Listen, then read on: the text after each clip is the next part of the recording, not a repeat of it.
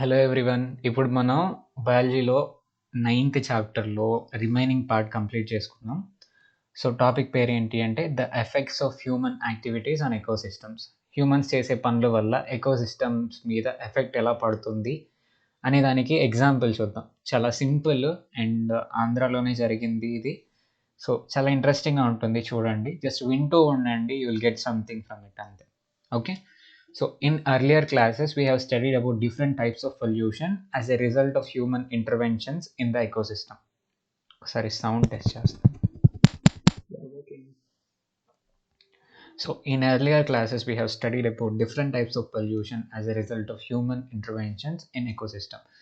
So humans చేసే పనుల వల్ల డిఫరెంట్ కైండ్స్ ఆఫ్ పొల్యూషన్ అనేది ఎకోసిస్టంలో ఎట్లా వస్తుంది అని ప్రీవియస్ క్లాసెస్లో మనం చూసాం. In this section we will try to understand that when we cut forests to grow food crops, how this activity brings harmful changes in ecosystems and affects organisms of each trophic level. So ఒక ఎకోసిస్టంలో న్యాచురల్గా exist అయ్యే ఫారెస్ట్ని cut చేసి food క్రాప్స్ని పండిస్తే ఏమేమి harms అనేవి ఎకోసిస్టమ్కి జరుగుతాయి అనేది ఈ సెక్షన్ చూస్తే మనకు అర్థమవుతుంది అని చెప్తున్నారు. So let us study a pond ecosystem to understand the components of environment, their interactions and effects of human interventions in the following story. So ఒక చిన్న స్టోరీ చదువుతామన్నారు. The story of Kolleru lake. Kolleru lake యొక్క story. Kolleru lake మీలో కొంతమందికి already తెలిసే ఉంటుంది. Okay, ఇది West Godavari and Krishna districts మధ్యలో ఉంది. సో దాని గురించి చూద్దాము. ఇది ఆంధ్రప్రదేశ్లోనే ఉంది. మీరు కావాలంటే జస్ట్ విత్ ఇన్ అవర్స్లో వెళ్ళి చూసి రావచ్చు దాన్ని. Okay. Freshwater lakes provide the nutritional requirements of world's poorest people. Fresh water lakes అనేవి ప్రపంచంలోనే బాగా పూర్ పీపుల్కి న్యూట్రిషనల్ రిక్వైర్మెంట్స్ అంటే వాళ్ళ ఆహార అవసరాలని తీరుస్తూ ఉంటాయి. ఏ విధంగా అంటే జనరల్గా మనం చూసినట్లయితే ఫిషర్మెన్ ఎవరైతే ఉన్నారో, చేపలు పట్టుకునే వాళ్ళు, మత్స్యకారులు అంటారు, వాళ్ళు చాలా పూరెస్ట్ క్యాడర్లో ఉంటారు పీపుల్ అందరిలో కూడా. జనరల్గా మాట్లాడుకుంటే, అందరూ అంటలేదు, జనరల్గా మాట్లాడుకుంటే. సో అట్లాంటి పూరెస్ట్ పీపుల్కి మంచి న్యూట్రిషన్ ఎట్లా అందుతుంది అంటే ఆ ఫ్రెష్ వాటర్ లేక్లో ఉండే ఫిషెస్ ఏవైతే ఉన్నాయో వాటి వల్ల మంచి న్యూట్రిషనల్ రిక్వైర్మెంట్స్ అనేవి మీట్ అవుతాయి వాళ్ళకి.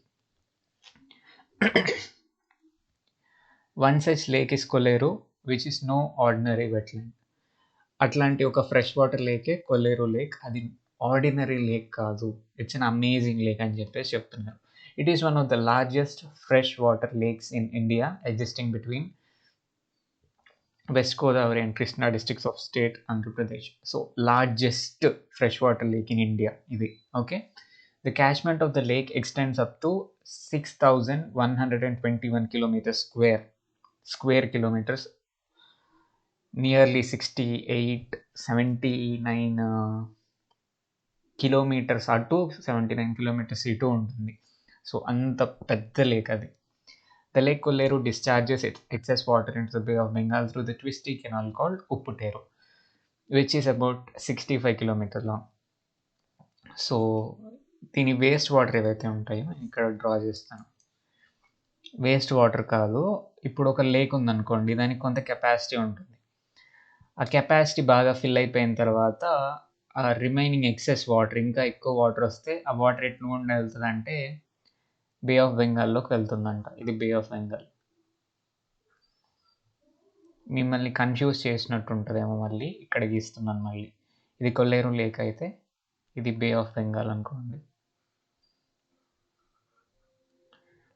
ఓకే.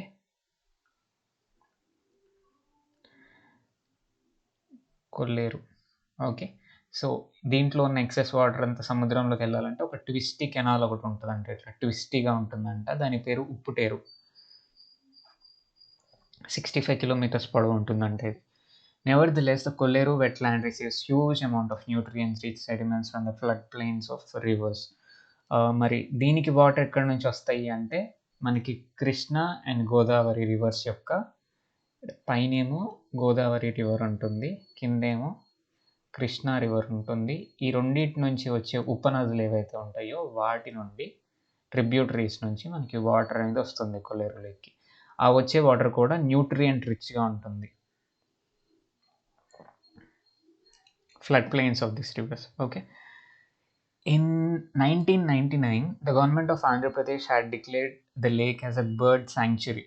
బర్డ్ శాంక్చురీ లాగా డిక్లేర్ చేశారు ఈ లేక్ని గవర్నమెంట్ వాళ్ళు. అంటే ఏంటి అంటే వేరే విధంగా వాడకూడదు ఈ లేక్ని, కేవలం దాన్ని ఒక శాంక్చురీ లాగా దాన్ని వదిలేయాలి, ఎవరు ఫిషింగ్ చేయకూడదు, ఎవరు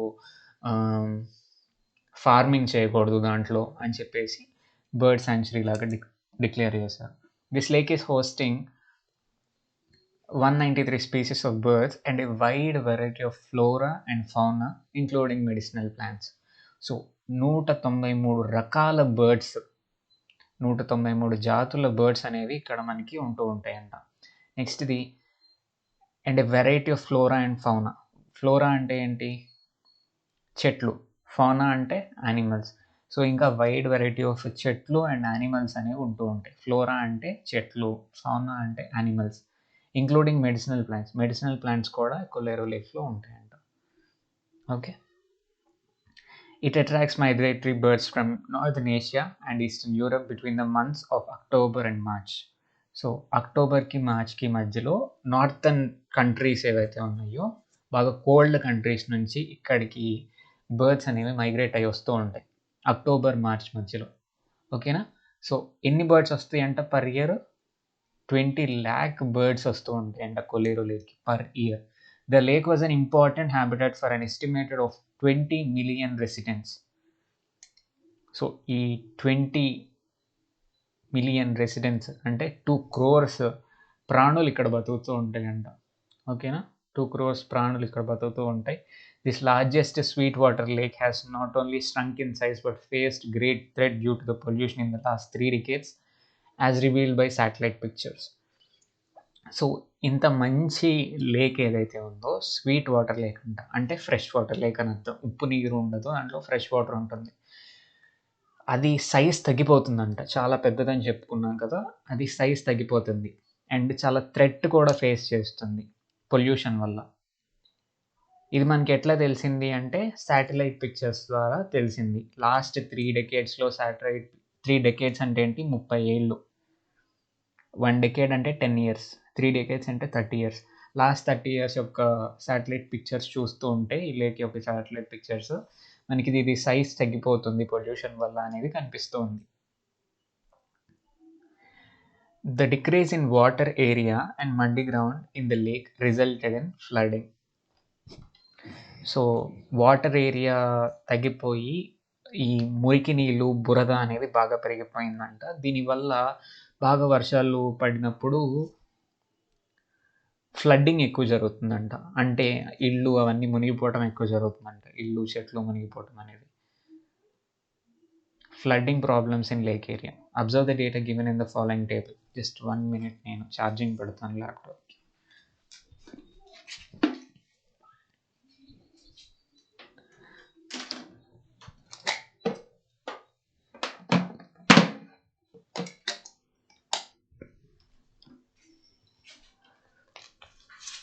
ఓకే, థ్యాంక్ యూ. సో మళ్ళీ ఒకసారి చెక్ చేద్దాం రికార్డ్ అవుతుందా లేదా అని. So it's recording. సో ఈ టేబుల్ని మనం అబ్జర్వ్ చేద్దాం. సో కాజెస్ ఇచ్చారు. ఏరియా 1967లో ఉన్న ఏరియా ఎంత, 2004లో ఉన్న ఏరియా ఎంత అని చెప్తున్నారు. వాటర్ స్ప్రెడ్ ఏరియా, లేక్లో ఉన్న వాటర్ ఎంత ఉంది అంటే 70 km² ఉంది. ఇక్కడేమో 62.65 km² ఉంది. అంటే ఒక 9 km² తగ్గిందా లేదా చూడండి. నియర్లీ 9 km² తగ్గింది ఇక్కడ. నెక్స్ట్ది lake with sparse weed. Sparse weed అంటే కొంచెం అక్కడక్కడ మొక్కలు ఉంటే స్పర్స్ వీడ్ అంటాం. పిచ్చి మొక్కలు నీళ్ళలో కూడా ఉంటాయి కదా, అక్కడక్కడ ఉండేవి, కొంచెం కూడా ఉండేవి కాదంట. కానీ ఇక్కడ మాత్రం 47.45 km² మనకి స్పేర్స్ వీడ్ అనేది కనిపిస్తుంది. డెన్స్ వీడ్, విపరీతంగా గుట్టలాగా వాటర్లో మొక్కలు పెరిగిపోవడం అనేది 1967లో అసలు లేదు. బట్ ఇప్పుడు చూస్తే 15 km² డెన్స్ వీడ్ మాత్రమే ఉంది లేక్లో. Lake liable to flood in rising season. అప్పట్లో ఫ్లడ్డింగ్ అనేది ఎక్కువ ఉండేది. బట్ ఇప్పుడు లేదు. అసలు వాటర్ ఏమి ఉండట్లేదంట లేక్‌లో. ఆక్వాకల్చర్ పాండ్స్ అస్సలు ఉండేవి కావు 1967లో. అంటే చేపలను పెంచడానికి చెరువుల్లాగా తయారు చేశారంట. లేక్‌లో కట్టలు కట్టేసి మీరు పొలాల్లో వరి పొలాల్లో ఎట్లయితే బౌండరీస్ కట్టేసేసి వాల్స్ లాగా లోపల వరేస్తారో అట్లానే చేపలు పెంచడానికి ఇక్కడ వాళ్ళు ట్యాంక్స్ లాగా కట్టేసి చెరువులో చేపలు పెంచుతూ ఉంటారు. ఆ ఆక్వాకల్చర్ పాండ్స్ అస్సలు ఉండేవి కాదు 1967లో. బట్ ఇప్పుడు 99.74 కిలోమీటర్స్ పాటు ఈ ఆక్వాకల్చర్ పాండ్స్ అనేవి ఉన్నాయి. రైస్ ఫీల్డ్స్ 8 కిలోమీటర్స్ ఉండేవి. ఇప్పుడేమో 16.62 కిలోమీటర్ స్క్వేర్ ఉన్నాయి. నెక్స్ట్ ఇది ఎంక్రోచ్మెంట్ అంటే హ్యూమన్స్ ఆక్యుపై చేసింది 0.31 కిలోమీటర్ స్క్వేర్ అప్పట్లో. బట్ ఇప్పుడు 1.37 కిలోమీటర్ స్క్వేర్. సో బ్యాలెన్స్ చూస్తే టోటల్ ఇదివరకు 180.38 ఉండేది. ఇప్పుడు కూడా 180.38 ఉంది. సో ఇది టేబుల్. దీని గురించి కొన్ని క్వశ్చన్స్ అడిగారు. దాన్ని ఆన్సర్ చేద్దాం. In which year lake water spread area is more? Why? A ఇయర్లో లేక్ వాటర్ స్ప్రెడ్ ఏరియా ఎక్కువ ఉంది? ఈ ఇయర్లో ఎక్కువ ఉంది. ఎందుకంటే అప్పుడు మనకి డెన్స్ వీడ్ ఈ స్పేర్స్ వీడ్ లేదు, డెన్స్ వీడ్ లేదు. సో రైస్ ఫీల్డ్స్ తక్కువ ఉన్నాయి, ఎన్క్రోచ్మెంట్ తక్కువ ఉంది. కాబట్టి ఇక్కడ వాటర్ స్ప్రెడ్ ఏరియా అనేది లేక్ ఎక్కువ ఉంది.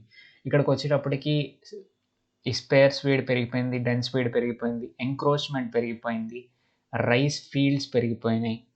కాబట్టి వాటర్ స్ప్రెడ్ ఏరియా అనేది తగ్గిపోయింది. Okay. Do you think weeds are more in the lake? How do you think weeds are more in the lake? ఇది మళ్ళీ మాట్లాడుకుందాం మనం. We have something to discuss regarding this. తర్వాత వస్తుంది ఎందుకు ఇక్కడ అస్సలు వీడ్ లేదు, పిచ్చి మొక్కలు ఎందుకు వాటర్లో లేవు ఆ కాలంలో, ఆ 30 years కింద. ఇప్పుడు ఎందుకు వచ్చినాయి అనేది తర్వాత మళ్ళీ మాట్లాడుకుందాం. పెద్ద ఎక్స్ప్లెనేషన్ ఉంది దానికి. What are the reason for decreasing lake area? Lake area decrease అవ్వడానికి కారణాలు ఏంటి? ఫస్ట్ది ఎంక్రోచ్మెంట్. పీపుల్ ఆక్యుపై చేశారు. రైస్ ఫీల్డ్స్, రైస్ పెంచుతున్నారు తక్కువ లోతున్న ప్రదేశాల్లో. One of the main reasons ఇవి. ఓకే, ఇవి 2 main reasons. Okay, human activities వల్ల. ఇవి రీజన్స్ కాదని ఎందుకు చెప్పాను అంటే ఆక్వాకల్చర్ పాండ్ అంటే వాటర్ ఉంటుంది కదా దీంట్లో. వీళ్ళు ఆక్యుపై చేసుకున్నారు, బట్ వాటర్ ఉంటుంది కాబట్టి వాటర్ స్ప్రెడ్ ఏరియా కిందకు వస్తుంది. ఈ స్పేర్ స్పీడ్, డెన్స్ స్పీడ్ కూడా వాటర్ ఉన్నాయి కాబట్టి రెండింటిలో దీని కిందకే వస్తుంది. Okay. How do you think weeds are more in the lake? What are the reasons for decreasing lake area? How do the above reasons lead to pollution? So pollution, ఈ question సరిగ్గా క్లియర్గా లేదు. తర్వాత ఎక్స్ప్లెనేషన్ చదువుదాం, అర్థమవుతుంది. How was the threat to the lake due to pollution discovered? ఎలా discover చేశారు? Pollution వల్ల లేక్కి ఏదో ప్రాబ్లం వచ్చిందని ఎట్లా డిస్కవర్ చేశారు? శాటిలైట్ పిక్చర్ చూస్తూ ఉంటే ఒక 30 years నుంచి శాటిలైట్ పిక్చర్ ప్రతి ఇయర్ చూస్తూ ఉంటే అప్పుడు తెలుస్తుంది లేక్కి ఏదో ప్రాబ్లం వస్తూ ఉంది అని. What could be the reason for migration of birds to this lake? So ఇది ఇంపార్టెంట్ క్వశ్చన్, సింపుల్ది. ఇది ఎందుకు బర్డ్స్ అనేవి నార్త్ ఏషియా నుంచి, యూరప్ నుంచి ఇక్కడికి వస్తున్నాయంటే ఏ టైంలో వస్తున్నాయని చెప్పారు? బిట్వీన్ అక్టోబర్ టు మార్చ్ అని చెప్పారు. సో అక్టోబర్ టు మార్చ్ అనేది మనకి వింటర్ సీజన్ అనేది ఉంటుంది ఎక్కడైనా కూడా. కోల్డ్ కంట్రీస్లో అక్టోబర్ టు మార్చ్ ఆ టైంలో ఏంటి అంటే విపరీతమైన స్నో అనేది ఉంటుంది. అక్టోబర్ అని కాదు, నవంబర్, డిసెంబర్, జనవరి, ఫిబ్రవరి ఈ టైంలో విపరీతమైన స్నో అనేది ఉంటుంది ఆ కంట్రీస్లో. స్నో ఉన్న దగ్గర యానిమల్స్ ఏవైనా, బర్డ్స్ అయినా బతకలేవు కాబట్టి, ఫుడ్ కూడా వాటికి దొరకదు కాబట్టి ఆ వింటర్ సీజన్ అక్కడ స్టార్ట్ అవ్వగానే అవి మన కంట్రీకి వస్తాయి. ఎందుకు అంటే మన కంట్రీలో టెంపరేచర్స్ మరీ తక్కువగా వెళ్ళిపోవు కదా, నార్మల్గానే ఉంటాయి వింటర్ సీజన్లో కూడా. కాబట్టి అవి ఇక్కడికి మైగ్రేట్ అయ్యి వస్తాయి. So that is the reason for migration of birds. Okay. And అవి కూడా కొల్లేరు లేక్కి ఎందుకు వచ్చినాయి అంటే కొల్లేరు లేక్ దగ్గర అది ఫ్రెష్ వాటర్ లేక్ కాబట్టి అక్కడ చాలా ఫిషెస్, ఫుడ్ అనేది అవైలబుల్గా ఉంటుంది ఈ బర్డ్స్కి, అందుకని ఇక్కడికి వస్తాయి. సో నెక్స్ట్ కంటిన్యూ చేద్దాం. Being a profitable business, aquaculture in Kolleru was started extensively in the 80s, which later spread to other areas in Krishna Godavari Delta and attracted a large number of investors to the area. So aquaculture అంటే ఏం లేదు, చేపలు పెంచటం చెరువుల్లో, and రొయ్యలు ఇవన్నీ ఉంటాయి కదా, ప్రాన్స్, ఇవన్నీ పెంచడం అనేది మంచి బిజినెస్ లాగా అనిపించింది ఆ టైంలో 1980స్లో. ఓకేనా, వెంటనే అది బాగా ఇక్కడ సక్సెస్ఫుల్ అవుతుంది కొల్లేరు లేక్ రీజియన్లో, ఎందుకంటే అది న్యాచురల్ ఎకోసిస్టమ్ కాబట్టి అని చెప్పేసి అందరూ అక్కడ ఇన్వెస్ట్ చేయడం మొదలుపెట్టారు. So in 1996 almost entire lake was brought under cultivation and bunds were constructed to keep water out to protect the crops. So ఏం చేశారు అంటే 1996 కల్లా almost entire lake, Kolleru lake మొత్తం కూడా చేపల పెంపకానికి ఇంకా ఉపయోగించేశారంట. ఏం చేశారు అంటే, ఇప్పుడు ఇలా ఉందనుకోండి లేక్, చిన్న చిన్న వాల్స్ కట్టేశారు. సో ఇది ఒక చెరువు అన్నట్టు, ఇదొక చెరువు, ఇదొక చెరువు, ఇదొక చెరువు. సో అట్లా అందరూ చేపలు పెంచడం మొదలుపెట్టారు. చేపలని కాదు, ఆక్వాకల్చర్ చేయడం మొదలుపెట్టారు. ఓకే, సో అట్లా టోటల్గా ఫుల్ లేక్ మొత్తాన్ని ఆక్వాకల్చర్కి మార్చేశారంట 1996 కల్లా. ఈ వాల్స్, బండ్స్ అంటే ఇవే, ఈ అడ్డుగోడలు BUNDS అనేవి కట్టారు. This diversion affected the, so ఒక వాటర్ ఇదివరకు ఏమని చెప్పాను, 2 ట్రిబ్యూటరీస్ నుంచి వాటర్ ఇక్కడికి వస్తుంది. ఆ వచ్చిన వాటర్ ఏమవుతుంది, ఉప్పుటేరు ద్వారా బే ఆఫ్ బెంగాల్కి వెళ్తుంది ఎక్స్ట్రా వాటర్ అయితే కనుక. కానీ వీళ్ళు ఎక్కడ పడితే అక్కడ వాల్స్ కట్టేయటం వల్ల ఈ natural flow system of the lake అనేది డిస్టర్బ్ అయింది. This diversion affected the natural flow system of the lake. The water holding capacity of the lake is also found significantly reduced. Water amount of water, ఇక్కడ store అయ్యే water అనేది కూడా తగ్గిపోయిందంట. Okay, ఈ walls కట్టడం వల్ల. In due course of time, activities such as agriculture and industries came along in ever growing intensity in the catchment area of the lake. So ఈ lake చుట్టూ కూడా మనకి అగ్రికల్చర్, ఇక్కడ నీళ్ళు అవైలబుల్గా ఉంటాయి కాబట్టి బాగా అగ్రికల్చర్, ఫ్యాక్టరీస్, ఓకే, ఇవన్నీ కూడా బాగా పెరిగిపోయినాయి అంట. ఓకే, ఈ లేక్ చుట్టూ. Consequently the drains and rivulets carry, so ఏం చేస్తాం, ఇంకా డ్రైనేజ్ సిస్టమ్స్ పెట్టేస్తారు కదా, ఈ డ్రైనేజ్ సిస్టమ్స్లో నుంచి carry substantial quantity of various types of pollutants in to the lake. So ఈ లేక్లోకే అంత పొల్యూటెంట్స్ అన్నిటినీ వదులుతున్నారు. అండ్ అగ్రికల్చరల్ ఫీల్డ్స్, పొలాల్లో నుంచి కూడా మనకి పొల్యూటెంట్స్ వస్తాయి. ఎలా అంటే, జనరల్గా వర్షం పడింది అనుకోండి, ఆ పొలంలో కొట్టిన పురుగు మందులు అయితే కానివ్వండి, లేకపోతే ఫర్టిలైజర్స్ కానివ్వండి, వాటర్లో కలిసిపోయి ఆ రెయిన్తో పాటు వచ్చేసి ఈ లేక్లో కలుస్తూ ఉంటాయి. సో ఆ కెమికల్స్ అన్నీ వచ్చి కలవటం వల్ల పొల్యూషన్ అనేది జరుగుతుంది. The major sources of pollution are agricultural run off. నేను ఇప్పుడు చెప్పా కదా, అట్లా కెమికల్స్ అన్నీ రెయిన్ వాటర్లో కలిసి వస్తూ ఉంటాయి అని చెప్పేసి. దాన్ని agricultural run off containing residues of several agrochemicals, fertilisers, దాంతోపాటు fish tank discharges, industrial effluents, industries నుంచి వచ్చే waste containing chemical residues and different types of organic substances, municipal and domestic sewage. అంటే ఏంటి అంటే, జనరల్గా ఒక సిటీలో కానివ్వండి, టౌన్లో కానివ్వండి, ఏం చేస్తారు, ఇంట్లో నుంచి వచ్చే కాలువలు ఏవైతే ఉంటాయో, మన ఇళ్లల్లో నుంచి వచ్చే సీవేజ్ కాలువలు, వాటన్నిటిని తీసుకెళ్ళి చెరువులోనో దేంట్లోనో కలుపుతూ ఉంటారు. అట్లానే ఇక్కడ కూడా చేశారు. సో ఆ డొమెస్టిక్ వేస్ట్ అన్నీ కూడా పొల్యూషన్, ఫర్టిలైజర్స్, పొలాల్లో నుంచి ఫర్టిలైజర్స్, ఫిష్ ట్యాంక్స్ నుంచి డిశ్చార్జెస్, ఫ్యాక్టరీస్ నుంచి డిశ్చార్జెస్, ఇల్లు మున్సిపాలిటీల నుంచి, కాలువల నుంచి వేస్ట్ మొత్తం కూడా వచ్చి కొల్లేరు లేక్లో కలుస్తుందంట. దీనివల్ల ఏమవుతుందంటే, excessive nutrient addition especially from anthropogenic sources led to explosive weed growth. Example eichhornia and pistia. ఇవి రెండు వీడ్స్ పేర్లు, పిచ్చి చెట్ల పేర్లు, నీళ్ళలో బతికే పిచ్చి చెట్ల పేర్లు. So excessive nutrient addition. Nutrients అంటే ఏంటి చెప్పండి? ఇప్పుడు మొక్కలకి పెరగాలంటే న్యూట్రియంట్స్ అనేవి కావాలి, ఎరువు అనేది కావాలి. ఇప్పుడు ఎప్పుడైతే ఫిష్ ట్యాంక్‌లో ఉండే వాటర్ చాలా న్యూట్రియంట్ రిచ్‌గా ఉంటుంది. ఎందుకంటే ఫిషెస్ ఎప్పటికప్పుడు ఎక్స్‌క్రీట్ చేస్తూ ఉంటాయి కాబట్టి అది చాలా న్యూట్రియంట్ రిచ్‌గా ఉంటుంది. ఆ వాటర్ వచ్చి ఇక్కడ కలుస్తుంది కొల్లేరు లేక్‌లో.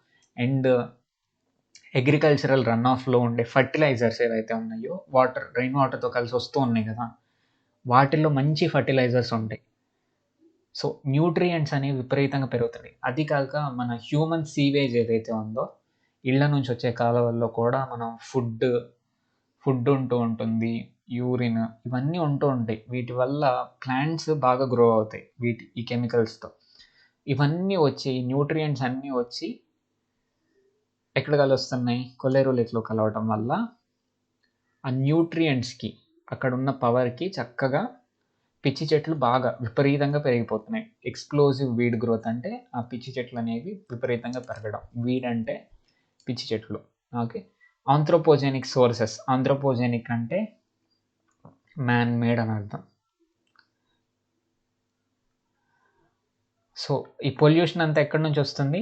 మ్యాన్ మేడ్ సోర్సెస్ నుంచే వస్తుంది. సో, దీనివల్ల మనకి ఎక్సెసివ్ వీడ్ గ్రోత్ అనేది ఉంది.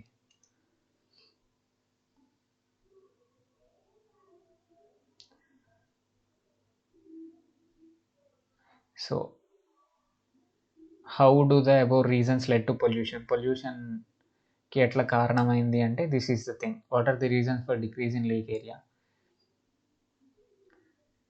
సో, వీడ్స్ అనేవి విపరీతంగా ఎందుకు పెరిగినాయి అంటే అది రీజన్. ఓకేనా?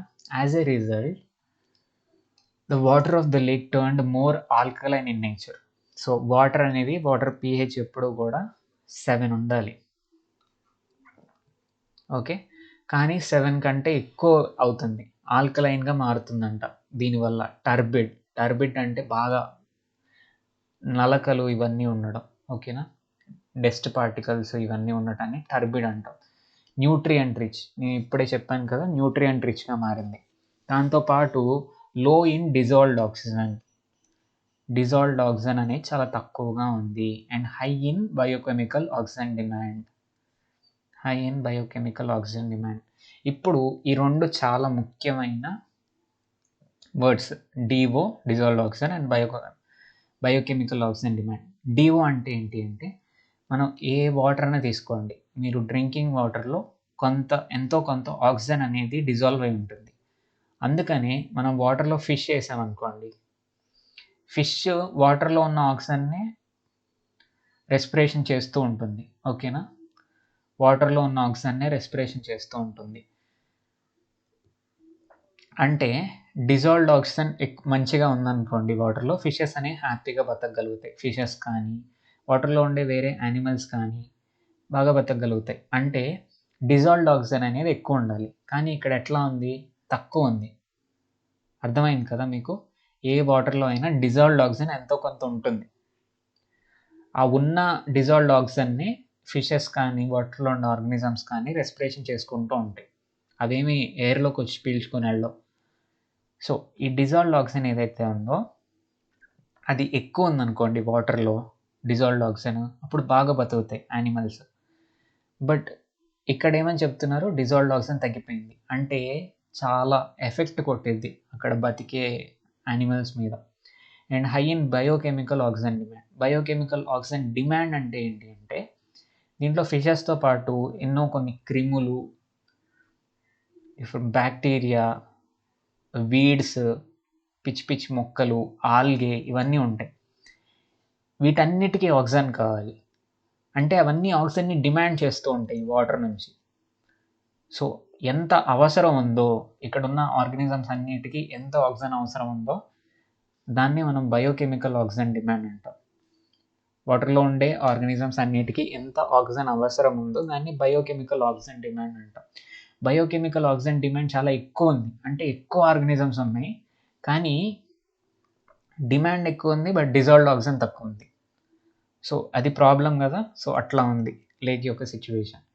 Waterborne diseases like diarrhea, typhoid, amoebiasis, and others are said to be common among the local inhabitants who are unaware of the state of pollution in the lake water. So water వల్ల వచ్చే diseases, water నుంచి transmit అయ్యే diseases like diarrhoea, typhoid, amoebiasis లాంటి diseases local పీపుల్‌లో చాలా పెరిగిపోయినాయంట. ఎందుకు పెరిగిపోయినాయి అంటే వాళ్ళకి తెలీదు ఇంత లెవెల్‌లో పొల్యూషన్ జరుగుతుంది లేక్‌లో అని. అందుకని ఆ వాటరే వాళ్ళు తాగడం వల్ల, డిఫరెంట్ యాక్టివిటీస్‌కి యూజ్ చేయటం వల్ల వాళ్ళకి అట్లాంటి డిసీజెస్ వస్తున్నాయంట. Vector borne diseases also increased. Vector borne diseases అంటే వెక్టార్స్ అంటే డిసీజెస్‌ని క్యారీ చేసే organisms. For example mosquitoes. So, mosquitoes. Okay. Mosquitoes అనేవి వెక్టార్స్. దేనికి వెక్టార్స్? మలేరియాకి వెక్టార్. సో, వెక్టార్స్ వల్ల ఇట్లా డిసీజెస్‌ని క్యారీ చేసే ఆర్గానిజమ్స్ వల్ల వచ్చే డిసీజెస్ కూడా విపరీతంగా పెరిగిపోయినాయంట. అండ్ ఇంకో విషయం చెప్పనా, లైక్ వీళ్ళు ఇట్లా లేక్ మొత్తాన్ని ఇట్లా గోడలు కట్టేసేసి ఫిషెస్‌ని పెంచుతున్నారు కదా! ఫిషెస్‌ని, ప్రాన్స్‌ని. So, prawn and fish have been found to be affected by diseases leading to some farms being abandoned. So, ఇట్లా న్యూట్రియంట్స్ పెరిగిపోవటం వల్ల విపరీతంగా బ్యాక్టీరియా, ఆర్గానిజమ్స్ అన్నీ పెరిగిపోతున్నాయి. దానివల్ల హ్యూమన్ బీయింగ్స్‌కే కాకుండా ఇక్కడ పెంచే ఫిషెస్‌కి, ప్రాన్స్‌కి కూడా డిసీజెస్ రావటం వల్ల ఈ చెరువులో లైక్ ఫిషెస్‌కి డిసీజ్ వచ్చేసిందనుకో, ఇంకా దాన్ని వదిలేస్తున్నారు ఇంకా. అబాండన్డ్, ఇంకా దాన్ని ఎవరు పట్టించుకోరు, ఇంక వదిలేస్తారు. పాడుపడిపోయిందని చెప్పేస్తారు అంతే. So, the land thus abandoned or useless for agriculture too. సో, ఇంకా దీన్ని వదిలేసిన దాన్ని ఇంక దేనికి వాడకూడదు. ఎందుకంటే మళ్ళీ దీన్ని ఓపెన్ చేశారనుకో, దీన్ని కదిలిచ్చారనుకో, దీంట్లో ఉన్న వాటర్ తీశారనుకో, ఆ డిసీజ్ అనేది బయటికి కూడా స్ప్రెడ్ అవుతుంది. అందుకని దీన్ని అట్లా అబాండన్ చేసేస్తారు, ఇంక వదిలేస్తారు ఆ వాటర్ బయటికి రాకుండా. Let us observe the following table showing different activities in the lake and their influence. So, different activities, వాటి వల్ల ఇంపాక్ట్ ఏంటి అనేది చూస్తున్నారు. ఫస్ట్, అగ్రికల్చర్ వల్ల డిక్రీస్డ్ మైగ్రేటరీ బర్డ్స్. మైనస్ అంటే నో ఎఫెక్ట్, ప్లస్ అంటే ఎఫెక్ట్ ఉంది అని అర్థం. మైగ్రేటరీ బర్డ్స్ అనేవి తగ్గిపోతున్నాయి అని చెప్తున్నారు. సో, అగ్రికల్చర్‌కి, మైగ్రేటరీ బర్డ్స్‌కి సంబంధం లేదు. Population loss of flora and fauna, ఉన్న చెట్లు, యానిమల్స్ తగ్గిపోతున్నాయి లేక్‌లో. దానికి కూడా అగ్రికల్చర్‌కి సంబంధం లేదు. పాథోజన్స్ అంటే డిఫరెంట్ డిసీజ్ కాజింగ్ ఆర్గానిజమ్స్ పెరిగిపోతున్నాయి. దానికి అగ్రికల్చరల్ ప్రాక్టీస్‌కి సంబంధం లేదు. బట్ యూట్రోఫికేషన్ పెరిగిపోతుంది. యూట్రోఫికేషన్ అంటే నేను ఆల్రెడీ మీకు చెప్పాను. వర్డ్ చెప్పలేదు, బట్ ఇక్కడ చెప్పాను చూడండి. ఇక్కడ అగ్రికల్చర్ నుంచి వచ్చే దాంట్లో మన హ్యూమన్స్ నుంచి వచ్చే కాలువల్లో ఉన్న సీవేజ్‌లో ఉండే న్యూట్రియంట్స్ అండ్ ఫిష్ పాండ్స్ ఏవైతే కట్టారో వీళ్ళు, వాటిలో నుంచి వచ్చే వాటర్ కూడా ఫుల్ న్యూట్రియంట్ రిచ్‌గా ఉంటుంది. న్యూట్రియంట్ రిచ్ వాటర్ ఉండటం వల్ల విపరీతంగా వీడ్స్ అనేవి పెరిగిపోతాయి. పిచ్చి మొక్కలు పెరిగిపోతాయి. ఇట్లా విపరీతంగా వీడ్స్ అనేవి పెరిగిపోవటాన్ని యూట్రోఫికేషన్ అంటారు. యూట్రోఫికేషన్‌కి అగ్రికల్చర్ ప్రాక్టీస్‌కి సంబంధం ఉందా? ఉంది. ఎందుకంటే అగ్రికల్చర్ నుంచి వచ్చే ఫెర్టిలైజర్స్ ద్వారా కూడా యూట్రోఫికేషన్ జరుగుతుంది. నెక్స్ట్, టాక్సిక్ కంటామినేషన్ జరుగుతుందా లేదా? టాక్సిక్ అంటే మీకు తెలుసు, పాయిజన్ వచ్చి కలుస్తుందా లేదా దీంట్లో? కలుస్తుంది. ఎందుకంటే అగ్రికల్చర్‌లో వచ్చే పెస్టిసైడ్స్, ఫంగిసైడ్స్ ఏవైతే ఉన్నాయో వాటి ద్వారా టాక్సిక్ కంటామినేషన్ అనేది జరుగుతుంది. Next, siltation, flooding. సిల్టేషన్ అంటే ఏంటి అంటే పూడిక అంటారు. లైక్ చెరువు ఇట్లా ఉందనుకోండి, బాటమ్ ఇట్లా వాటర్ వచ్చి పడుతూ ఉంటే కొంత వాటర్‌తో పాటు కొంచెం మట్టి కూడా వస్తుంది. మట్టి వచ్చేసి ఈ చెరువు అనేది పూడిపోతుంది. పూడిపోతే వచ్చే వాటర్ అన్నిటిని స్టోర్ చేసుకోలేక పొంగిపోతాయి వాటర్ అనేది. దాన్ని ఫ్లడ్డింగ్ అంటాం. సో, ఇట్లా పూడిపోతుంది అండ్ ఫ్లడ్డింగ్ కూడా జరుగుతుందంట అగ్రికల్చర్ నుంచి వచ్చే వాటర్ వల్ల. Okay. Next, aquaculture. Aquaculture practices వల్ల decreased migratory birds and population loss of flora and fauna, ఉన్న వాటినన్నిటిని డిస్ట్రాయ్ చేసేసి వీళ్ళు కనీసం వచ్చిన మైగ్రేటరీ బర్డ్స్‌కి కొన్ని ట్రీస్ ఉంటాయి వాటర్ మధ్యలో యూజువల్‌గా. ఇది చెరువు అనుకోండి, ట్రీస్ ఉంటూ ఉంటాయి. ఈ మైగ్రేట్ అయ్యి వచ్చిన బర్డ్స్ ఏవైతే ఉంటాయో అవి ఈ ట్రీస్‌లోనే ఉంటూ ఉంటాయి. వీళ్ళేం చేశారు, ఈ ట్రీస్ అన్నిటిని తీసేసి ఎక్కడికక్కడ చెరువులు కట్టేశారు. వాటిలో పెంచుతున్నారు. సో, అవి ఉండకపోవటం వల్ల మైగ్రేటరీ బర్డ్స్ తగ్గిపోయినాయి అండ్ ఫ్లోరా అండ్ ఫౌనా, అక్కడున్న చెట్లను నాశనం చేశారు. అక్కడుండే యానిమల్స్ అన్నిటిని తీసేసి, ఇదివరకు ఉన్న యానిమల్స్‌ని తీసేసి, డక్స్ ఇవన్నీ ఉండవు కదా ఇప్పుడు. ఓన్లీ ఫిషెస్ని, ప్రాన్స్ని పెంచుతున్నారు. సో ప్యాథోజన్స్కి దీనికి సంబంధం లేదు. యూట్రోఫికేషన్కి, టాక్సిక్ కంటామినేషన్కి సంబంధం ఉంది. ఎందుకంటే ఆక్వాకల్చర్ పాండ్స్లో నుంచి వచ్చే వాటర్ కూడా టాక్సిక్ మెటీరియల్స్ కూడా ఉంటాయి. యాంటీబయాటిక్స్ వాడతారు ఫిషెస్కి, అవి టాక్సిక్గా ఉంటాయి అండ్ బాగా న్యూట్రియంట్ రిచ్గా ఉంటాయి. కాబట్టి యూట్రోఫికేషన్ కూడా జరుగుతుంది. అండ్ ఈ ఫిషెస్ నుంచి వచ్చే వేస్ట్ వల్ల ఇట్లా సిల్టేషన్ అనేది కూడా జరుగుతుంది, ఫ్లడ్డింగ్ అనేది కూడా జరుగుతుంది. Next industrial activities. ఫ్లడ్డింగ్ ఎందుకు జరుగుతుందంటే ఆక్వాకల్చర్ ప్రాక్టీస్ వల్ల న్యాచురల్ ఫ్లోని వాళ్ళు తీసేశారు. కాబట్టి న్యాచురల్గా వాటర్ ఎట్లా వచ్చేది, బట్ వీళ్ళు గోడలు కట్టేశారు కాబట్టి ఆ వాటర్ ఎటుపోవాలో తెలియక అది ఫ్లడ్ లాగా అన్నిటిని ముంచేస్తూ ఉంటుంది. నెక్స్ట్ ఇండస్ట్రియల్ యాక్టివిటీస్ వల్ల వచ్చేది కేవలం టాక్సిక్ కంటామినేషన్, ఇండస్ట్రియల్ వేస్ట్ వల్ల వచ్చేది. హ్యూమన్ యాక్టివిటీస్ వల్ల ప్యాథోజన్స్ పెరుగుతాయి, యూట్రోఫికేషన్ పెరుగుతుంది, హ్యూమన్ ఏమని చెప్పుకున్నాం, కాలవల్లో నుంచి వచ్చే వేస్ట్ వల్ల. నెక్స్ట్ ఫ్లడ్డింగ్ కూడా జరుగుతుంది. ఓకేనా? So this is the table. ఇట్లా రీడ్ చేయాలి మనం టేబుల్ని ఎప్పుడైనా కూడా, అయిపోతుంది. And what are the factors that affected the migratory birds to decrease? ఏ ఫ్యాక్టర్స్ మైగ్రేటరీ బర్డ్స్కి ఎఫెక్ట్ చేసినాయి? ఆక్వాకల్చర్. ఎందుకు చెప్పాను ఆల్రెడీ, ఈ చెట్లు అన్నిటినీ తీసేశారు,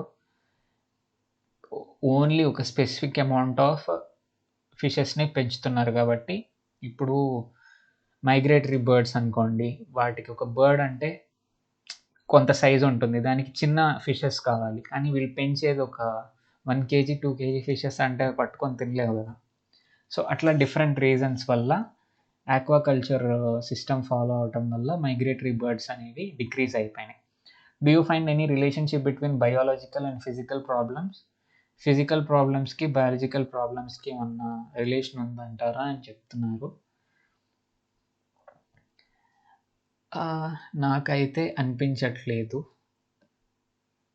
okay, so what are the reasons for chemical problems? Chemical ప్రాబ్లమ్స్కి రీజన్స్ ఏంటివి? అన్ని reasons, aquaculture practices, agricultural practices, industries, human activities, అన్నిటి వల్ల కెమికల్ ప్రాబ్లమ్స్ అనేవి వస్తున్నాయి లేక్లో.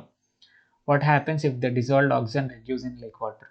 డిజాల్వ్డ్ ఆక్సిజన్ తగ్గిపోతే, వాటర్లో డిజాల్వ్ అయిన ఆక్సిజన్ పర్సంటేజ్ తగ్గిపోతే, ఆ వాటర్లో ఉండే యానిమల్స్ అన్నిటికీ ఆక్సిజన్ అందదు కాబట్టి అవి చచ్చిపోతాయి. So that happens. Dissolved oxygen తగ్గిపోతే ఉన్న ఆర్గానిజమ్స్ అన్నీ చనిపోతాయి. Is biological oxygen demand of turbine and nutrient water rich water high or low? What are its consequences? Biological oxygen demand అనేది బాగా పెరుగుతుంది న్యూట్రియంట్ రిచ్ వాటర్లో, ఎందుకంటే నెంబర్ ఆఫ్ ఆర్గానిజమ్స్ పెరుగుతాయి కాబట్టి వాటికి కావాల్సిన ఆక్సిజన్ పెరుగుతుంది. ఒక్కసారిగా ఏమవుతుందంటే అన్ని ఆర్గానిజమ్స్కి కాంపిటీషన్ బాగా పెరిగిపోతుంది, ఆక్సిజన్కి సరిపోయినంత ఆక్సిజన్ లేక అన్ని ఆర్గానిజమ్స్ చనిపోతాయి లాస్ట్కి. So people living in catchment area of Kolleru lake faced so many problems. So ఇది లాస్ట్ క్వశ్చన్ అనుకుందాం. ఆఖరికి ఏం అడుగుతున్నారంటే, కొల్లేరు లేక్ చుట్టుపక్కల ఉండే ప్రజలు చాలా ప్రాబ్లమ్స్ ఫేస్ చేశారు. ఇప్పుడు చాలా డిసీజెస్ వస్తున్నాయని చెప్పారు. ఓకే, ఫ్లడ్డింగ్ జరుగుతుందని చెప్పారు. ఇన్ని ప్రాబ్లమ్స్ ఫేస్ చేస్తున్నారు. ఎందుకు ఫేస్ చేస్తున్నారు అంటారు? అప్పటి వరకు బాగానే ఉంది కదా కొల్లేరు లేక్, 30 years ago బాగానే ఉంది, అందరూ బాగానే బతుకుతున్నారు. ఇప్పుడు ఎందుకు ప్రాబ్లం ఫేస్ చేస్తున్నారంటే, మనం లెసన్ స్టార్టింగ్లో ఒక సెంటెన్స్ చదువుకున్నాం. ప్లీజ్ స్టార్టింగ్ వెళ్తాను, చాలా ఇంపార్టెంట్ కాకపోతే ఇది. ఇప్పుడు అండర్లైన్ చేస్తాను దీన్ని. వన్ ఆర్గానిజం, ఇక్కడ నుంచి ఇక్కడ వరకు, one organism cannot completely defy the balance to suit once need. ఒక ఆర్గానిజంకి అవసరం ఉంది కదా అని చెప్పేసి దాని ఇష్టం వచ్చినట్టు దాన్ని బ్యాలెన్స్ని కంట్రోల్ చేయలేదు, ఎకోసిస్టమ్ యొక్క బ్యాలెన్స్ని. ఒకవేళ కంట్రోల్ చేయాలని చేసింది అనుకోండి, ఏమవుతుంది, నేచర్ ఒక విధంగా వర్క్ అయిపోయి ఈ ఆర్గానిజమే లేకుండా పోయేటట్టు చేస్తుంది. ఆ బ్యాలెన్స్ని ఏ ఆర్గానిజం అయితే డిస్టర్బ్ చేస్తుందో ఆ ఆర్గానిజంని ఎలిమినేట్ చేస్తుంది నేచర్. ఓకేనా? బ్యాలెన్స్ని ఏదైతే డ్యామేజ్ చేస్తుందో ఆర్గానిజంని ఎలిమినేట్ చేస్తుంది నేచర్. అట్లానే ఇక్కడ ఎకోసిస్టమ్ అనేది బ్యాలెన్స్డ్గా ఉండేది. కొల్లేరు లేక్ ఎకోసిస్టమ్, మైగ్రేటరీ బర్డ్స్ వచ్చేవి, different kinds of flora and fauna ఉండేది, అంతా బాగుండేది. బట్ ఎప్పుడైతే హ్యూమన్ బీయింగ్స్ వాళ్ళకు అనుకూలంగా మలుచుకోవాలని చెప్పేసి ఆ బ్యాలెన్స్ మొత్తాన్ని కదిలించేశారో, ఆ నేచర్ ఇప్పుడు మళ్ళీ బ్యాలెన్స్ చేయడానికి ట్రై చేస్తూ ఉంటుంది. ఎప్పుడైనా ఏం చేస్తుంది, హ్యూమన్ బీయింగ్నే రిమూవ్ చేయడానికి ట్రై చేస్తుంది. అందుకని విపరీతంగా ప్యాథోజన్స్ అంటే డిసీజ్ కాజింగ్ ఆర్గానిజమ్స్ పెరిగిపోతాయి. అందుకే హ్యూమన్ బీయింగ్స్ బాగా ప్రాబ్లం ఫేస్ చేస్తూ ఉంటారు. So this is the reason why pollution అనేది చేయకూడదు, ఎన్విరాన్మెంట్ ఎప్పుడు బ్యాలెన్స్డ్గా ఉండాలి అని చెప్పేసి చెప్తూ ఉండేది. అందుకే, ఎందుకంటే బ్యాలెన్స్ కొంచెం డిస్టర్బ్ అయినా కూడా ప్రతి దానికి ఇంపాక్ట్ అవుతుంది. మెయిన్గా ఆ బ్యాలెన్స్ని ఎవరైతే తారుమారు చేస్తున్నారో వాళ్ళు ఎలిమినేట్ అయ్యేటట్టు చేస్తుంది. సో మీకు అర్థమైంది అనుకుంటున్నాను, కొంచెం ఆలోచించండి, ఈజీగా అర్థమవుతుంది. The ministry of environment and forest, MOEF, గుర్తుపెట్టుకోండి full form. Government of India constituted committee operation Kolleru to protect the lake. The objective of the program is to bring back the ecological balance of Kolleru Lake, which is a gift of nature.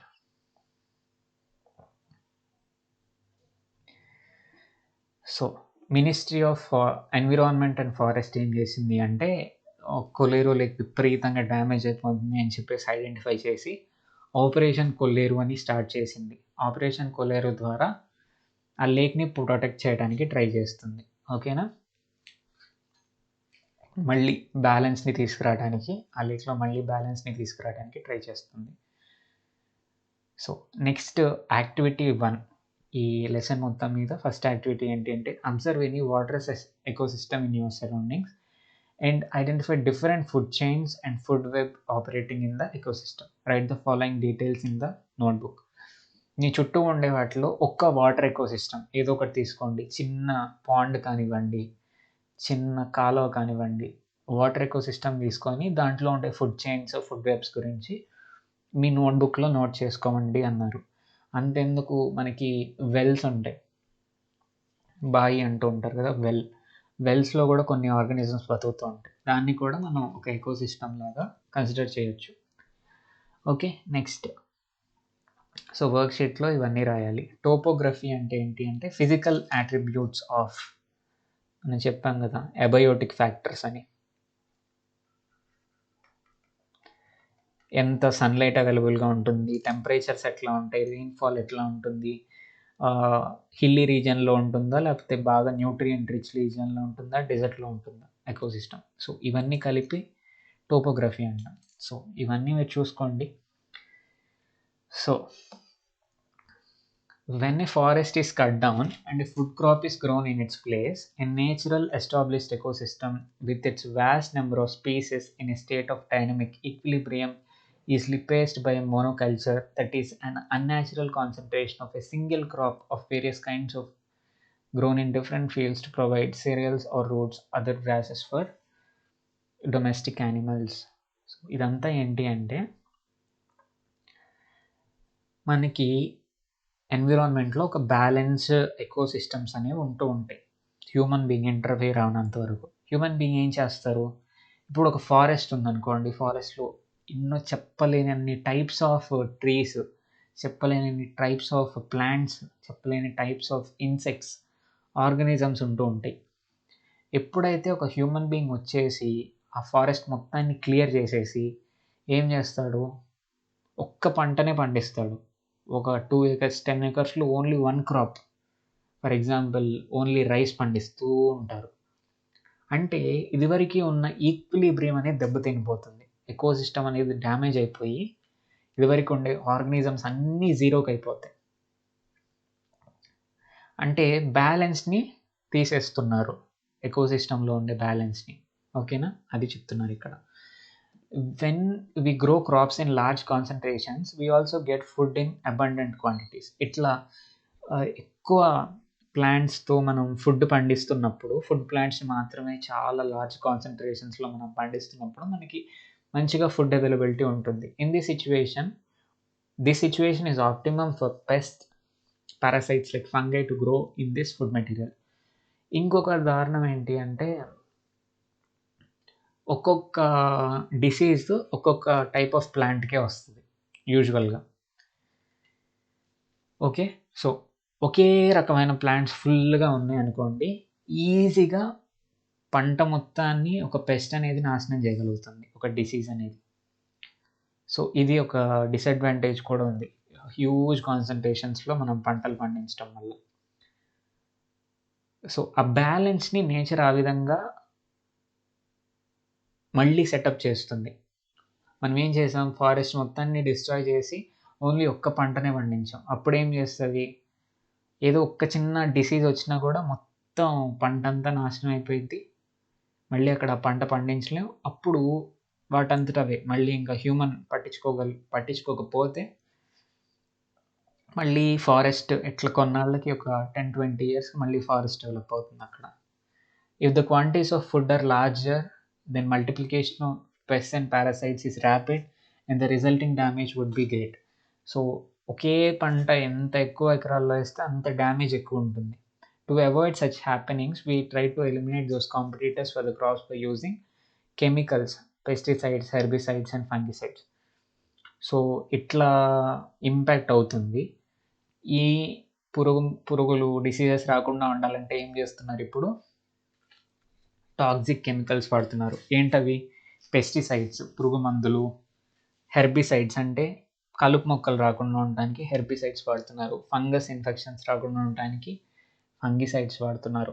Many of them have been very effective but their use has also created new problems. అవన్నీ కూడా డిసీజెస్‌ని, బ్యాక్టీరియాని, కలుపు మొక్కల్ని రాకుండా ఉండటానికి చాలా అరికట్టినాయి. కాకపోతే వాటి use వల్ల కొత్త ప్రాబ్లమ్స్ అన్నీ వచ్చినాయి. అవేంటో ఇప్పుడు చూద్దాం. The perfect pesticide is the one which destroys a particular pest and is completely harmless to each and every other form of life. No such pesticide exists or likely to be. ఒక perfect pesticide అంటే ఏంటి అంటే, for example aphids కోసం నువ్వు design చేసావంటే, ఎఫిడ్స్‌ని మాత్రమే చంపేసి మిగతా వాటికి దేనికి ఇంపాక్ట్ కలిగించకుండా ఉండాలి పెస్టిసైడ్ అంటే. కానీ పెస్టిసైడ్స్ ఏం చేస్తూ ఉంటాయి, పెస్టిసైడ్స్ వల్ల ఎఫిడ్స్ చచ్చిపోతాయి. అండ్ ఫర్ ఎగ్జాంపుల్ ఆ పురుగు మందు తిన్న గ్రాస్, ఆ పురుగు మందు చల్లిన ప్లాంట్‌ని ఒక బఫెలో తిన్నా కూడా బఫెలో కూడా చనిపోతుంది. అంటే వేరే ఆర్గానిజం కూడా హార్మ్‌ఫుల్లే ఇవి. పర్ఫెక్ట్ పెస్టిసైడ్ అంటే ఏంటి అంటే, ఈ పురుగు కోసం డిజైన్ చేస్తే కేవలం దీనికి మాత్రమే హార్మ్‌ఫుల్‌గా ఉండాలి. మిగతా వాటన్నిటికి హార్మ్‌ఫుల్‌గా ఉండకూడదు. కానీ మనకున్న పెస్టిసైడ్స్ అట్లా లేవు. అన్నిటికి హార్మ్‌ఫుల్లే అవి. పురుగులకి హార్మ్‌ఫుల్లే, బఫెలోస్‌కి హార్మ్‌ఫుల్లే, హ్యూమన్ బీయింగ్స్‌కి హార్మ్‌ఫుల్లే. So, that is the danger of pesticides అని చెప్తున్నారు. Name any 2 pesticides or insecticides you have heard about. నాకైతే అంత ఐడియా లేదు. బట్ మీకు తెలిస్తే చూడండి. How are the food grains and cereals being stored in your house and how do you protect them from pests and fungus? మన ఇంట్లో ధాన్యం గానీ, ఫుడ్ గ్రెయిన్స్ కానీ, వేరే ఫుడ్ మెటీరియల్స్‌ని ఎట్లా స్టోర్ చేస్తాం? వాటిని పురుగుల నుంచి, ఫంగస్ నుంచి ఎట్లా కాపాడుతాం అని చెప్పేసి అడుగుతున్నారు.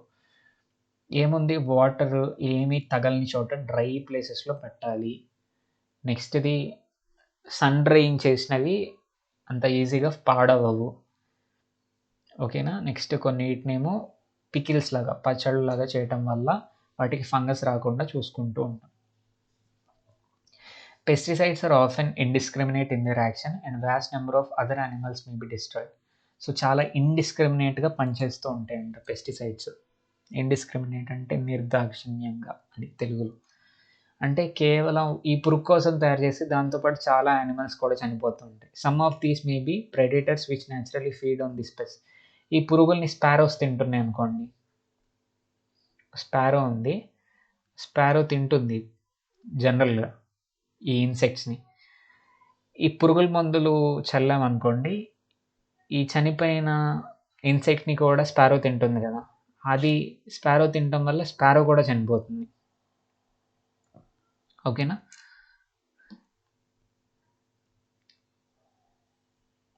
సో, నేను ఈ ఇమేజెస్ ఎందుకు డ్రా చేస్తాను అంటే, ఇది ఒక స్టడీ టెక్నిక్ అన్నమాట.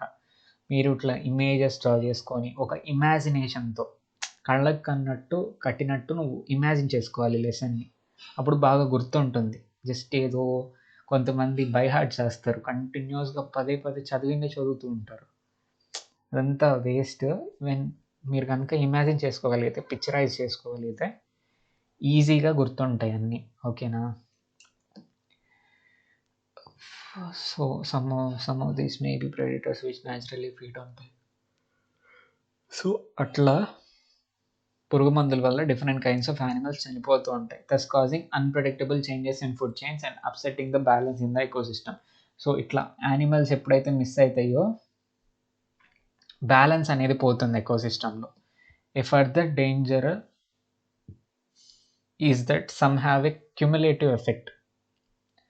Pesticides vary in their length of life as toxic substances. Some of the pesticides as well as herbicides are degradable. ఇంకొక ప్రాబ్లం కూడా ఉందంట. బ్యాలెన్స్ని తగ్గించడంతో పాటు, ఎకోసిస్టంలో బ్యాలెన్స్ని డిస్టర్బ్ చేయడంతో పాటు, ఈ పెస్టిసైడ్స్ కానీ హెర్బిసైడ్స్ కానీ ఏం చేస్తాయో చూద్దాం. అవి టాక్సిక్ అనే కొంతసేపు మాత్రమే టాక్సిక్గా ఉంటాయి కొన్ని సబ్స్టెన్సెస్. ఏం చేస్తాయంటే ఒక వారం రోజులు బాగా పాయిజనస్గా ఉంటాయి, వారం తర్వాత అవి డిగ్రేడ్ అయిపోతాయి, ఇంకా తర్వాత అవి హార్మ్ఫుల్ కావు. They are broken down into harmless substances in a comparatively short time, usually 1 year. ఒక సంవత్సరంలో అవి నార్మల్ అవుతాయి అంట. Others are non degradable. కొన్ని పెస్టిసైడ్స్ ఆర్ ఫంగిసైడ్స్ నాన్ డిగ్రేడబుల్గా ఉంటాయి and include those which contain mercury, arsenic or lead. Mercury, arsenic, lead ఇట్లాంటివి పదార్థాలు ఉండే పురుగు మందులు ఏవైతే ఉంటాయో అవి డిగ్రేడ్ అవ్వవంట, అవి ఎప్పటికీ పాయిజనస్గానే ఉంటాయి. These non degradable pesticides are potentially dangerous as they accumulate in the bodies of animals and pass right through the food web. ఏం జరుగుతుందంటే, గ్రాస్ ఉంది, ఇది గ్రాస్ అనుకోండి ఫర్ ఎగ్జాంపుల్. ఈ గ్రాస్లో ఏదో పెస్టిసైడ్ చల్లారు, దాంట్లో మెర్కురీ ఉంది, హెచ్సిజి మెర్కురీ ఉంది. సో ఆ మెర్కురీ అనేది చాలా గడ్డి మొక్కల్లో మెర్కురీ ఉంటుంది. ఏం చేస్తుంది, ఒక ర్యాబిట్ వచ్చి తింటుంది దీన్ని. ఓకేనా? ర్యాబిట్ వచ్చి తింటుంది, చాలా ర్యాబిట్స్ ఉంటాయి ఇంకా. సో ఈ ర్యాబిట్ని ఎవరు తింటారు, హ్యూమన్ తింటాడు అనుకుందాం. Okay, so grass, rabbit, human. ఇప్పుడు చాలా గ్రాసెస్లో ఉండే, ఇక్కడ 1 gram ఉందనుకోండి ఫర్ ఎగ్జాంపుల్ చెప్తున్నా, ఒక గ్రాస్లో 1 gram ఉంది. ఒక ర్యాబిట్ ఎంత గ్రాస్ తింటుంది, చాలా గ్రాసెస్ తింటుంది కదా.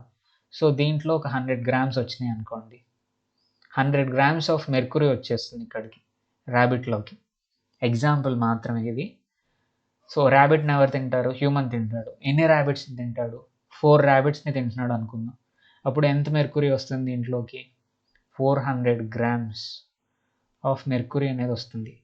సో ఈ ర్యాబిట్కి ఇది పాయిజనస్ కాకపోవచ్చు మేబీ, ఎందుకంటే 100 grams కాబట్టి ఏం కాదనుకోండి. బట్ హ్యూమన్ బీయింగ్ లెవెల్కి వచ్చేటప్పటికి ద కాన్సన్ట్రేషన్ అనేది పెరుగుతుంది. ఈ ఆర్గనిజం దగ్గర ఎంత ఉంది, 1 gram ఉంది. ఈ ఆర్గనిజం దగ్గర 100 grams ఉన్నాయి. ఇది కొంచెం డేంజరస్ ర్యాబిట్. హ్యూమన్ బీయింగ్కి వచ్చేటప్పటికి 400 grams, nearly 1/2 kg. For example చెప్తున్నాను, బట్ ఇది చాలా డేంజరస్ అన్నట్టు. అట్లా ట్రాపిక్ లెవెల్ పెరిగే కొంది the amount of toxic substance అనేది అక్యుములేట్ అవుతూ పెరుగుతూ ఉంటుంది. అది చాలా డేంజరస్గా ఉంటుంది. Being further concentrated in each step until animals at the top of the pyramid May receive enough to do considerable harm. So ఇట్లా అక్యుములేట్ అవుతూ వస్తూ టాప్లో ఎవరైతే ఉంటారో, టాప్ కార్నివోర్ కదా, టాప్ కార్నివోర్కి డేంజర్ అయ్యే ఛాన్స్ ఎక్కువగా ఉంటుంది. చాలా ఫుడ్ చైన్స్లో హ్యూమన్ బీయింగే టాప్ కార్నివోర్ లాగా ఉంటాడు. కాబట్టి హ్యూమన్ బీయింగ్స్కి దీనివల్ల చాలా ఎఫెక్ట్ అనేది ఉంటుంది. హ్యూమన్ బీయింగ్స్కి వల్చర్స్, రాబందులు తెలుసు కదా, అన్ని ఆర్గనిజమ్స్ని అవి తింటూ ఉంటాయి కాబట్టి వాటికి కూడా ఎక్కువ డిసడ్వాంటేజ్ ఉంది. సో ఇట్లా ప్రతి లెవెల్ దగ్గర ఈ టాక్సిక్ సబ్స్టెన్స్ అక్యుములేట్ అవ్వటాన్ని ఏమంటామంటే The process of entry of pollutants into food chain is called bioaccumulation. సో ఫుడ్ చైన్లోకి పొల్యూటెంట్స్ అనేవి, టాక్సిక్ పొల్యూటెంట్స్ అనేవి రావటాన్ని బయోఅక్యుములేషన్ అంటాము. లెవెల్ పెరిగే కొద్దీ కాన్సంట్రేషన్ కూడా పెరుగుతుంది, దాన్నే మనం బయోమాగ్నిఫికేషన్ అంటాం. Whereas the tendency of pollutions to concentrate as they move from one trophic level to next is called biomagnification. Concentration పెరుగుతుంది, ఈ పొల్యూటెంట్ యొక్క కాన్సంట్రేషన్ ఒక లెవెల్ నుంచి ఇంకో లెవెల్కి వెళ్ళేటప్పటికి పెరుగుతుంది, దాన్నే బయోమాగ్నిఫికేషన్ అంటాం. ఈ రెండు డెఫినేషన్స్ కూడా చాలా ఇంపార్టెంట్, ఎగ్జామ్లో వచ్చే అవకాశం ఉంది, సో చదువుకోండి తప్పకుండా. So let us observe the following research study on the effects of bioaccumulation on human health. So human health మీద ఈ బయోఅక్యుములేషన్ అనేది ఎలా ఇంపాక్ట్ అవుతుంది అనే దానికి ఒక రీసెర్చ్ స్టడీ ఉంది కింద, అది చదువుకుందాం అన్నారు. సో ఇప్పటికీ వీడియో చాలా లెంతీ అయిపోయింది అండ్ మీరు చాలా ఓపిక్గా వింటూ ఉన్నారు ఇప్పటి వరకు. So story of Kolleru lake చూసాం అండ్ పెస్టిసైడ్స్, వీటి వల్ల బయోఅక్యుములేషన్, బయోమాగ్నిఫికేషన్ చాలా ఇంపార్టెంట్ టాపిక్స్. డెఫినిషన్స్ గుర్తుపెట్టుకోండి, కొంచెం కష్టమే లెసన్లో ఉన్న కాన్సెప్ట్స్, మీరు మళ్ళీ ఒకసారి చదివి మళ్ళీ వీడియో చూస్తే కొంతసేపటికి అర్థం అవుతుంది. జస్ట్ అర్థం కాలేదని అట్లా వదిలేయద్దు, try hard and you will get it. క్లియర్గానే ఎక్స్ప్లెయిన్ చేశాను, మీరు 1 or 2 times చదివి మళ్ళీ చూడండి, అప్పుడు అర్థం అవుతుంది. ఫస్ట్ టైం అర్థం కాకపోయింది, ఫస్ట్ టైం అర్థమైపోతే lucky, great. So appreciate your patience to watch till the end. Thank you, have a nice day, bye.